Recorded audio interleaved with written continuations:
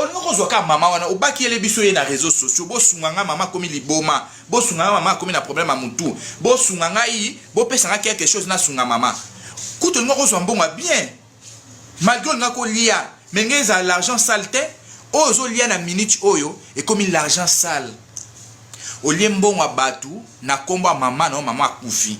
grâce mbisi bato yo lembo na bango bato ba Brazzaville te ba congolais alors moni na bandi na muto atiaki 500 mutaliboso ava batu nyonso ba ko contribuer Karine moni mbongo Karine banda ozongi sango grâce avant na balancer image oyebi na ngana balancer image ya mama abino non ki souci natali mama na yo natali place azo bimela natali famille yango ya yo na mitali na mimonité naza être humain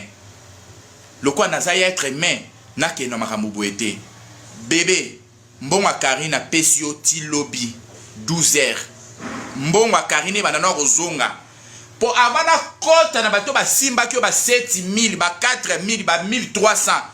tikalika mama on échange pas. Bonsoir, bonjour. Dans votre occasion à kolanda émission na ngala mkola lelo ngande ko na bino ya mwasi na kombo ya Bijou d'or. Mama Bijou d'or na yekaka pona ko solola ko pesa merci na batunyo surtout bo pesa biso confiance ou kine na auberge na biso o ezala matungi na Iribu à 37. Mama Bijou alobi merci na bino parce que à cause ya ba témoignage na bino de musa na biso zo kende kitoko. Merci na yo ndeko oyo partager ba vidéo danga merci na yo ndeko oyo pesa ba numéro ya téléphone pour na batu ba benga biso pour na auberge na biso oyo ezala matongi na Iribu à 37. Mama Bijou lobi musa na biso zo kende super merci. Bonjour la famille. Mama Bijou na ye ko présenter bino appartement na biso oyo ezala canaré des chaussées to benga kango appartement numéro 1. Appartement na biso numéro 1 oyo ezali na chambre, salon, cuisine. Toza na chambre, salon, cuisine. Donc appartement na biso eza propre makasi. Donc o bozo mona eza na salle à manger. Ba kiti nango yango yo. Appartement na biso oyo eza nango na prix moko ya makasi te. Mama Bijou lobi bengaye o sala réservation appartement oyo bozo mona ndenge ezali propre. Tokota na katikati ya salon na oza chambre dango yango yo omoni ba regarde wala tosali okoki koya na biloko ofungoli otandi biloko na yo awa donc li nango eza nango li ya 2 personnes eza vraiment munene makasi te mais eza vraiment ça va passable pour na 2 personnes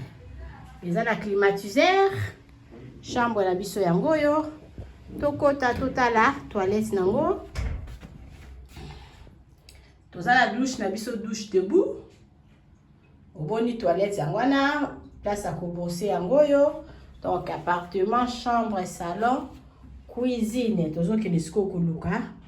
cuisine nango vraiment eza propre makasi eza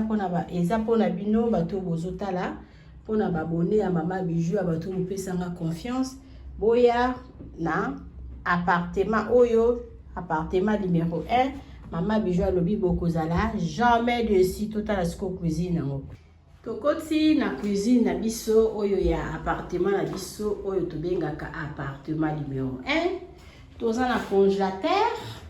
totia yango wana pona bino toza na frigo toza na cafetière et puis toza na réchaud ya 4 plaques. Cuisine na biso eza munene makasi botali eza na espace cuisine na biso yango yo okoki pe kotia bakiti awa ovandi ozolamba okozala jamais dessus omoni cuisine na biso yango yo eza wana po na bino